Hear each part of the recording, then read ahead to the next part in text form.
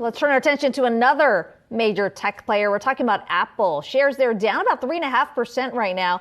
This following a report that it is backtracking on plans to ramp up iPhone production this year. According to Bloomberg, Apple telling suppliers to pull back on production. And we've got Yahoo Finance's Allie Garfinkle here with that story. Allie, so much of Apple's revenue stream does weigh on this device alone. What are we hearing in terms of the demand after the big reveal?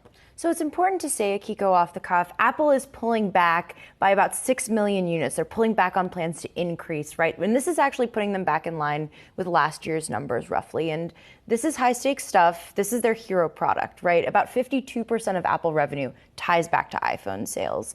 And, this is also an important cycle for Apple, right? Fall, preparing for the holidays. Those product launches are appropriately timed.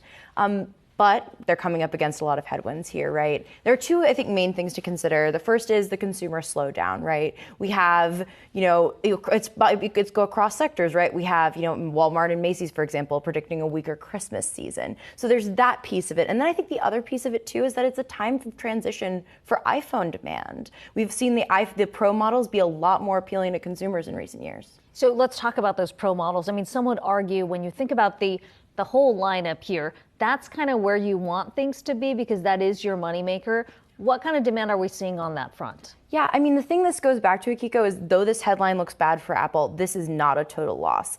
iPhone Pro demand is really robust in both China and the US.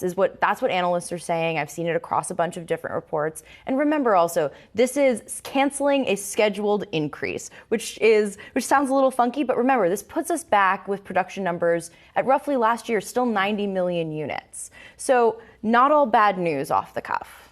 Okay. Stock, though, taking a hit today, down about more than 3%. 3.5%. Allie Garfinkle, thanks so much for that.